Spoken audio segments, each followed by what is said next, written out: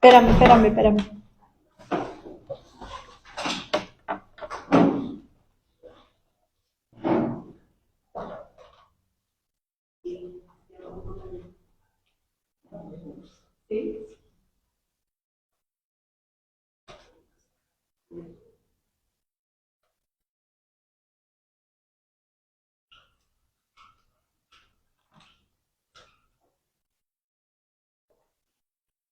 ¿Listo, Javier? Sí. ¿Listo? ¿Rafael? Sí, listo. Vientos. Bueno, pues les recuerdo que este es nuestro microfonito, Javier. ¿Te acuerdas? Que hay que agarrarlo por aquí. Que no se nos apague nuestro foquito verde. Tú sí ves bien, pero bueno, por acá es donde sale el sonido para que no sueltes el paso. Y ahora sí, Janine, por favor.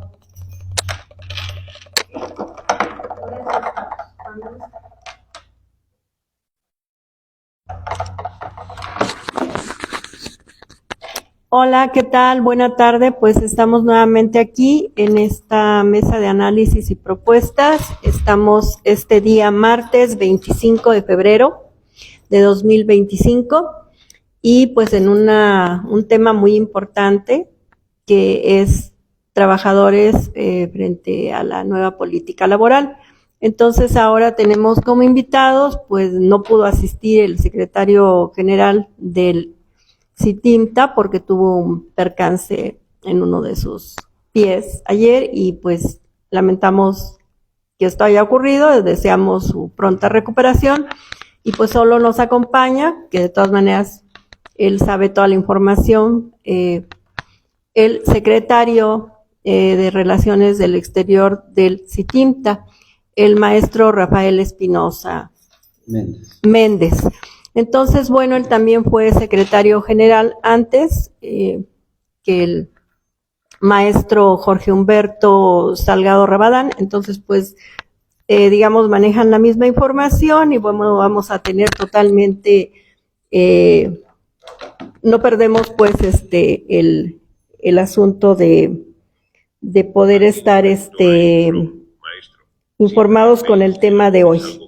Entonces, pues hoy nos acompaña también el maestro Francisco Javier Guerrero, que también como pues su área es de la antropología social y además pues es investigador del Instituto Nacional de Antropología e Historia, pues también él tiene conocimiento acerca de estos avatares del trabajo que hemos venido teniendo a lo largo de nuestra historia en nuestro país, México. Entonces, pues sin más por el momento y agradeciéndoles que se puedan suscribir a este canal SIC Tertulias, les paso el micrófono primero a el maestro Rafael Espinosa para que nos pueda comentar de estos asuntos que vamos a tratar hoy y a ver cómo quiere empezar la plática. Por favor, Rafael. Sí, buenas tardes. Bien, pues quizá valdría la pena comenzar esta plática pues con la propia reforma laboral. Como ustedes saben, pues se llevó a cabo recientemente en el sexenio pasado todo un proceso de reforma laboral, la cual los trabajadores sí queríamos esta reforma. Esto obviamente se tuvo que llevar a altos niveles en la Organización Internacional del Trabajo, en donde se hacía una simulación del gobierno mexicano allá en Europa, señalando que aquí había paz laboral, que aquí había respeto a los derechos de los trabajadores. Y se decía que era la simulación porque obviamente los que asistían a esas reuniones de la OIT era la CTM, por ejemplo, y el gobierno, ¿no? Entiendo que comenzó este proceso la Unión Nacional de Trabajadores con una persona muy importante, el licenciado Barba, se apellida Barba, quien pues lamentablemente ya falleció, pero que tuvo la oportunidad de manifestarse en la Organización Internacional del Trabajo y señalar todas las deficiencias que se presentaban en nuestro gobierno en este aspecto. En ese sentido, pues era inminente tener esta reforma, la cual ya se dio. Sin embargo, no se dio en los términos que todos esperábamos. En un momento dado sí se esperaba una mayor, un proceso más sencillo, un proceso más democrático, pero especialmente procesos transparentes. Creo que todos los trabajadores democráticos o los sindicatos democráticos, como es el caso del Sindicato de Trabajadores del Instituto Mexicano de Tecnología del Agua, que es de donde vengo, pues nos estamos topando con pared con esta reforma laboral. ¿En qué sentido? Observamos que nuestros trámites, ya sea una toma de nota, ya sea la legitimación de un contrato, ya sea el cambio de directiva, se presentan muchísimas trabas ante este Centro Federal de Conciliación y Registro Laboral. Inclusive cualquier situación que se presenta, ya sea aquí en la Ciudad de México, en los estados, resulta que este Centro Federal de Conciliación y Registro Laboral, que sustituyeron a las juntas federales de conciliación y arbitraje, muchos de estos casos se declaran incompetentes las personas que están al frente. De tal manera que nos dejan a los trabajadores democráticos, reitero, en una situación complicada. Por otra parte, nosotros observamos que lejos de beneficiar, se promueve la división. Los eslogan de los sindicatos democráticos es la unidad hace la fuerza. Y los eslogan de la parte patronal es divide y vencerás. Entonces, esta reforma laboral observamos que cuando se promueve inclusive la formación de sindicatos, porque dicen que hay que tener libertad sindical en las instituciones, ¿qué sucede? Pues de que se hace una simulación de creación de nuevos sindicatos, porque esos sindicatos son apalabrados con el patrón y se forman dentro de una organización, una institución, pues 2 o 3 sindicatos. Se está dividiendo a los trabajadores al final de cuentas. ¿Qué sucede? Pues eso le conviene finalmente al patrón y al gobierno. Entonces, en ese sentido, bueno, podremos observar que cuando se trata de sindicatos charros o blancos, como se les llama, ahí rápidamente les dan las tomas de nota, ahí rápidamente el patrón llega a acuerdos con esos sindicatos. Entonces, de manera breve, creo que esa es una situación difícil en la parte laboral. La otra que sí quisiera comentar rápidamente es sobre cómo se encuentran las instituciones, en este caso instituciones de investigación, de ciencia y tecnología. Creo que en el ambiente laboral estas son las instituciones más endebles, son las instituciones que lamentablemente este gobierno y todos los gobiernos anteriores, yo soy antipartidista, pero les puedo decir que para mí son lo mismo los anteriores y este gobierno. No les interesa invertir en ciencia, tecnología e innovación. Y si no se invierte en estos aspectos, seguiremos siendo un país tercermundista por los siglos de los siglos. Entonces, eso es grave, porque inclusive, bueno, lo dejo aquí en la mesa, en el sexenio pasado estuvimos a punto de ser extinguidos el Instituto Mexicano de Tecnología del Agua, con 38 años de trayectoria, por una situación, según ellos, de duplicidad de funciones con la Semarnat o la Conagua, y además querían un ahorro económico. Imagínense ustedes extinguir una institución de investigación del sector hídrico con la situación que estamos pasando ahorita, según el gobierno federal, por ahorrarse unos centavos y perder los pesos. Bueno, creo que esa sería una introducción que espero sea útil. No, pues muchísimas gracias por esta pequeña introducción, Rafael. Es totalmente algo importante de abordar, precisamente creo porque en este segundo piso de la 4T, pues se menciona mucho que hay esa intención, porque la presidenta es científica, y pues que hay mucho, o va a haber mucho apoyo, y bueno, esa era una promesa de campaña, y supuestamente algo en lo que está atendiéndose, que se iba a apoyar mucho el desarrollo de la tecnología, de la ciencia y demás, por venir ella precisamente de la Facultad de Ciencias. Sin embargo, pues como decía el antiguo presidente, pues los ciudadanos luego tenemos otros datos y los trabajadores. Entonces, pues sí, desgraciadamente los discursos políticos son muy diferentes a las realidades que vivimos muchos de los afectados en veces, ¿no? La población, trabajadores y demás. Pues, ¿cómo ves, Javier, si nos aportas algo sobre estos temas de los trabajadores con tus datos de antropólogo social, de investigador? Por favor, Javier. Sí, déjame ver.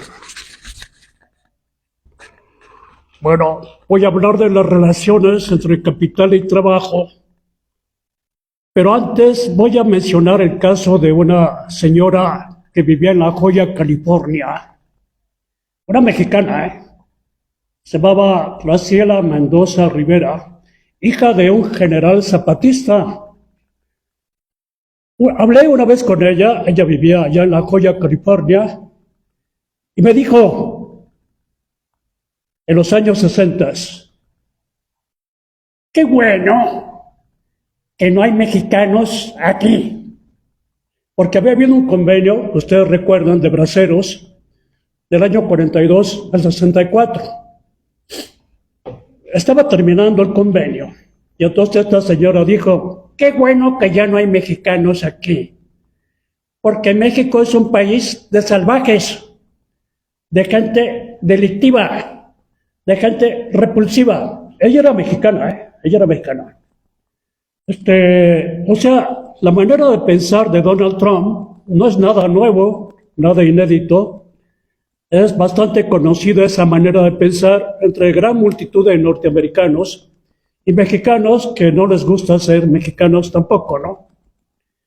Entonces, hay que recordar, por ejemplo, hay un libro muy importante de un gran teórico que es Ernesto Mandel, donde señala que es un libro sobre la Segunda Guerra Mundial.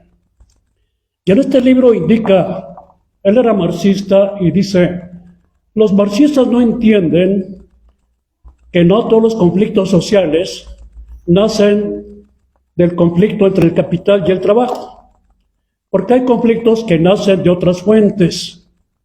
Y se refirió en especial a que la Primera Guerra Mundial y también la Segunda eran el resultado de contradicciones entre los países imperialistas. No tenían nada que ver con la contradicción entre el capital y el trabajo. Sin embargo, si ustedes leen, por ejemplo, digamos, hay un libro sobre el Ejército Libertador del Sur, de Francisco Piñera. Vean el prólogo, y ahí sostiene que tanto la Primera como la Segunda Guerra Mundial sí fueron resultado de la contradicción entre el capital y el trabajo. Por lo siguiente, si nos remitimos a principios del siglo XX, había una situación realmente tempestuosa, tumultuaria, porque la revolución socialista estaba al orden del día. O sea, los grandes ricachones, los fifís de aquella época, los pirruris, temblaban ante lo que Marx había llamado el fantasma del proletariado, cuya sombra se tendía sobre toda Europa y sobre todas partes del planeta. O sea, la revolución socialista parecía inminente.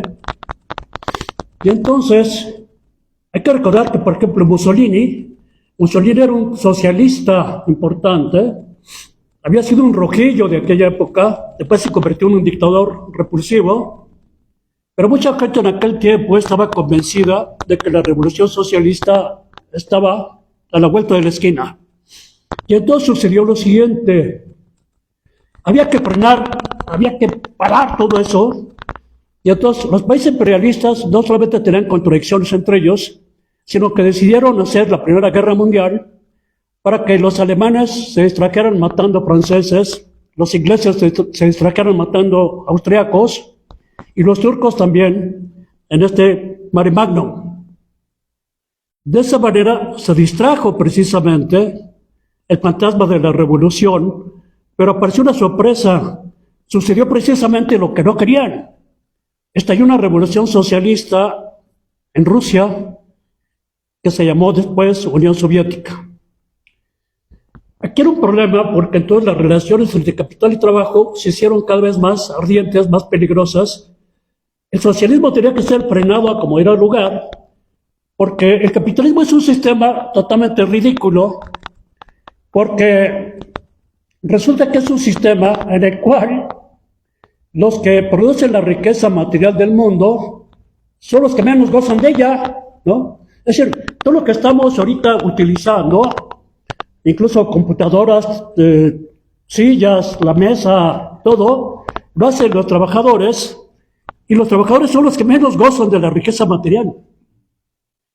Es más, de la riqueza espiritual tampoco, porque si pensamos en la riqueza llamada artística espiritual, si pensamos en Beethoven, por ejemplo, Beethoven hace sus grandes sinfonías a partir del conocimiento, de la cognición que tenía de la música popular. Lo mismo Brahms, lo mismo Picasso mismo, que hacía una serie de pinturas muy complicadas, como Guernica. Él se basa en el arte africano, en parte, para hacer esa pintura. Mahler hace una gran sinfonía, que es muy difícil de caracterizar, incluso por los músicos, pero venía todo de la cultura popular, precisamente, ¿no? Entonces, toda la riqueza del mundo la hacen los trabajadores, incluyendo los artistas, algunos de ellos muy pipís, ¿no?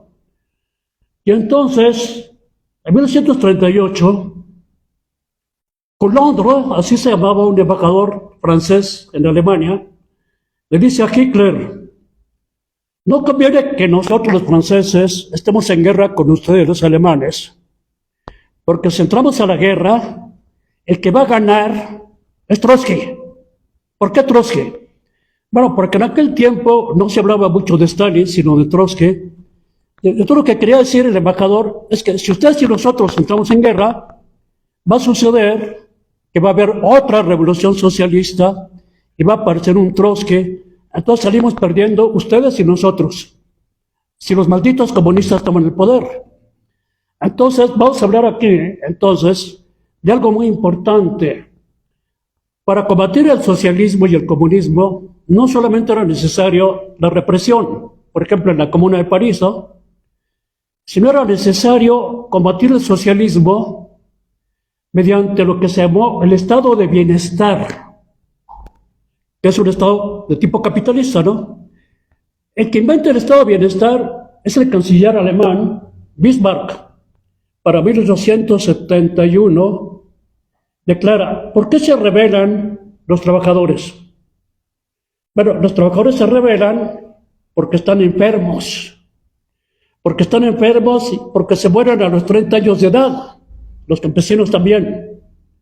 Vamos a crear entonces un gran conjunto de reformas sociales para favorecer a los trabajadores, que tengan la posibilidad de tener servicios sanitarios, que tengan dietas aceptables, que tengan viviendas.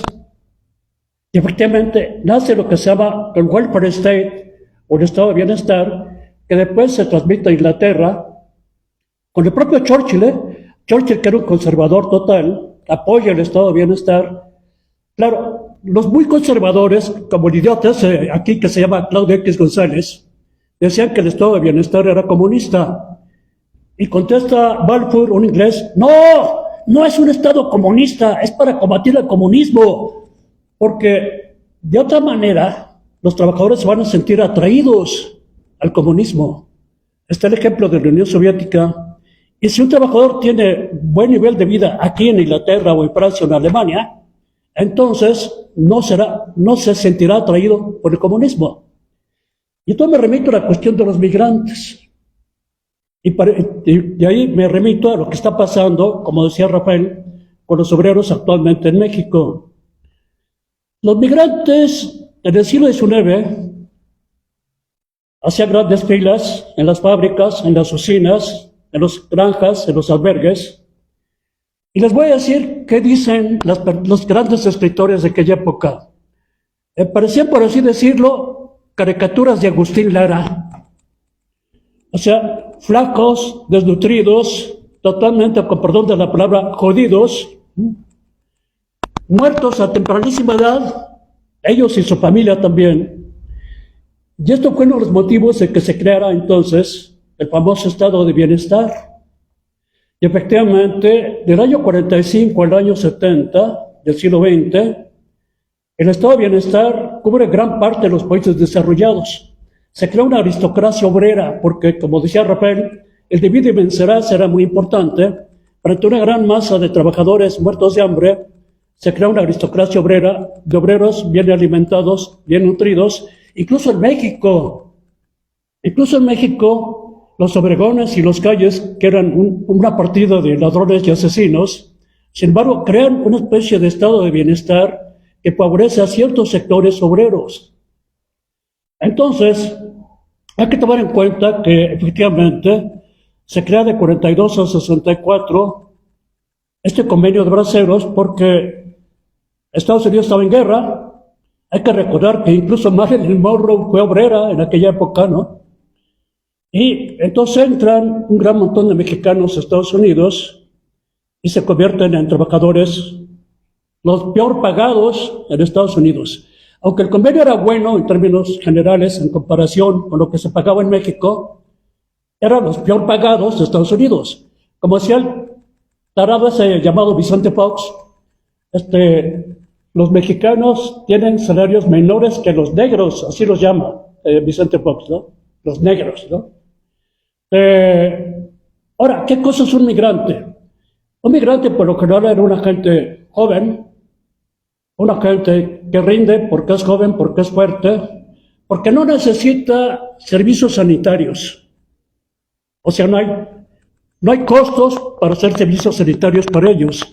Son además gente que carece de organización sindical, no conocen la trayectoria sindical en sus lugares de origen, no tienen siquiera organizaciones gremiales, son trabajadores por lo general aislados, que hacia los años 50 iban varones básicamente, ahora son familias enteras de migrantes que incluso van en caravanas.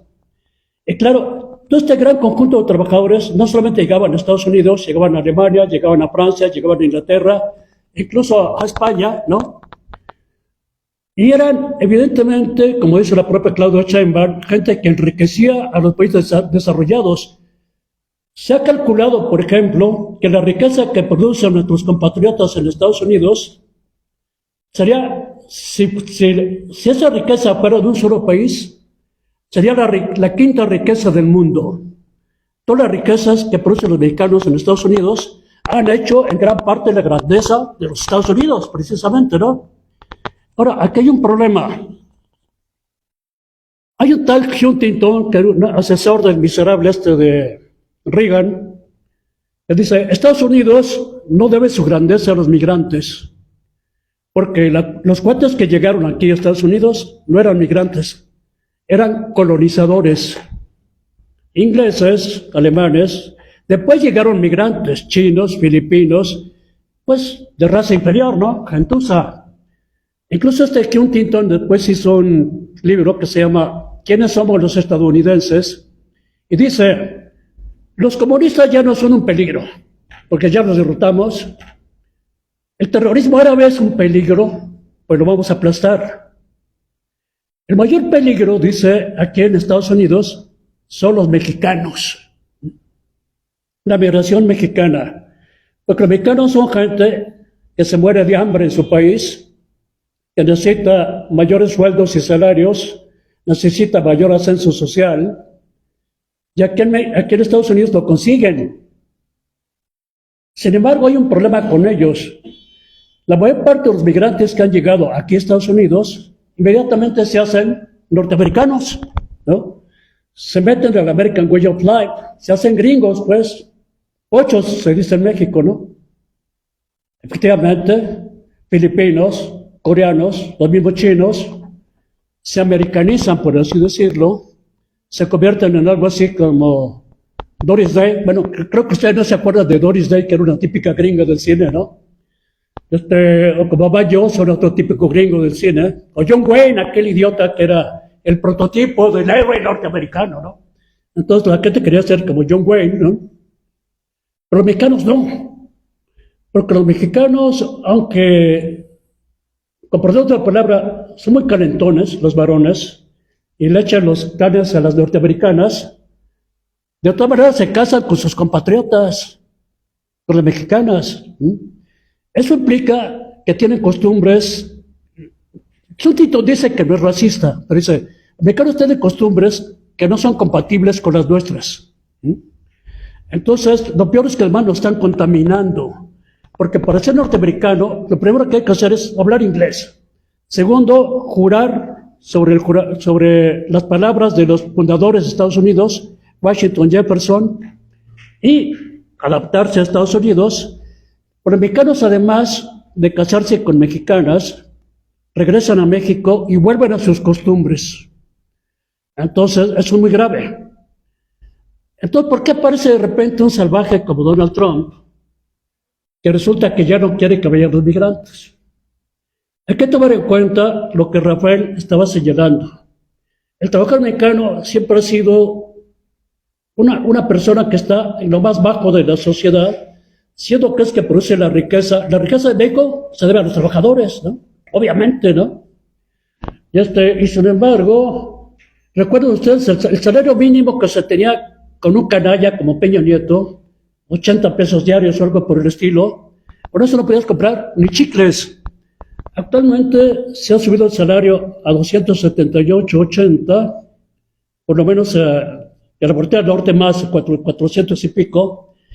Aunque ha subido el salario, y eso está bien, es correcto, no llena las necesidades de un jefe de familia con una esposa y con 2 descendientes.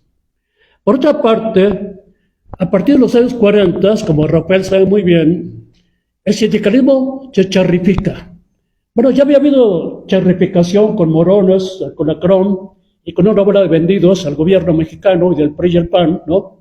Pero sobre todo la charrificación viene en tiempos de Miguel Alemán. Los sindicatos se convierten en instrumentos de la patronal, de los patrones, ¿no? De gente vendida como Fidel Velázquez, Jesús Llurén y otros, ¿no? Ya mismo Lombardo Toledano, que él había creado a estas personas, ¿no? Entonces, efectivamente, se procura que los trabajadores sean, dentro del Producto Interno Bruto, la parte más baja, más jodida, con perdón de la palabra. Y efectivamente, yo como antropólogo he recorrido gran parte de la República Mexicana y me he quedado asombrado de la miseria, del hambre, de la desnutrición, de la mortalidad infantil que había en tiempos del maravilloso PRI y del maravilloso PAN. Realmente es una auténtica vergüenza.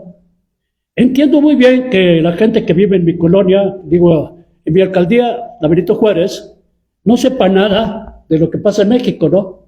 Porque efectivamente, cuando ellos llegan a viajar al estado de Guerrero, pues van a Acapulco, ¿no? Acapulco antes del tsunami, ¿no? Antes del huracán, quiero decir. Entiendo que los ricachones no entiendan nada de eso, pero uno como antropólogo está recorriendo la República y está viendo la espantosa miseria que tenían los mexicanos, y por eso el éxodo a Estados Unidos era verdaderamente enorme, protuberante, gigantesco. Es decir, claro que había una época, en los años 50, me acuerdo, en que cuando un mexicano se iba a trabajar a Estados Unidos, la gente decía renegado, pocho, miserable. Recordarán ustedes películas como Soy puro mexicano, creo que es bueno, hay una con Luis Aguilar, en que llega a Estados Unidos y toda la gente lo repudia hasta que vuelve a las costumbres mexicanas. Y otra con Pedro Armendáriz, donde también es rechazado por la gente de México porque era agringado, ¿no? Pero actualmente todo el mundo tiene parientes en Estados Unidos, eso como dijo la propia Claudia Sheinbaum, ¿no? Entonces, como dice Rafael, la lucha contra el sindicalismo independiente, realmente auténtico, ha tenido un gran conjunto de problemas. La toma de nota, como tú dices, si es un sindicato vendido, inmediatamente está al orden del día, está otorgada inmediatamente. Nosotros, por ejemplo, fundamos el sindicato junto con otros compañeros, el sindicato de la UNAM, y les voy a decir que Pablo González Casanova, el rector de la UNAM, se opuso al sindicalismo. Él se negó a que formáramos el sindicato, pero esa pelea la ganamos. Pero entonces se formó un sindicato blanco, que es la llamada APA-UNAM, precisamente para combatir nuestro sindicato independiente. Y efectivamente entonces también se ha procurado, como sucede en muchos países, estas divisiones de que habla Rafael. Le dejaría entonces la palabra al compañero para seguir con esto. Pues gracias, Javier. Ahí nos diste un paseo por la historia, ¿no? Y algunos asuntos precisamente muy de moda, como son los migrantes y, bueno, que ya no los quieren allá para trabajar cuando son los que sostienen la economía estadounidense. Pues me gustaría que Rafael nos comentara aquí sobre lo del decreto y todo, cómo va ese asunto, cómo se ha ido dando en estos, pues creo que ya 2 años que estuvo con nosotros acá Humberto, el secretario general, comentándonos y cómo estaban tratando de defender esto. Y ojalá que ahorita, pues nos de 2 años atrás, ahora, nos dé ahí la reseña cómo se ha venido dando esta circunstancia legal, pues para evitar que los afecten y que él nos explique cómo, me encantaría pues que nos volvieran a explicar aquí cómo serían afectados en caso que se llevara a cabo este decreto presidencial.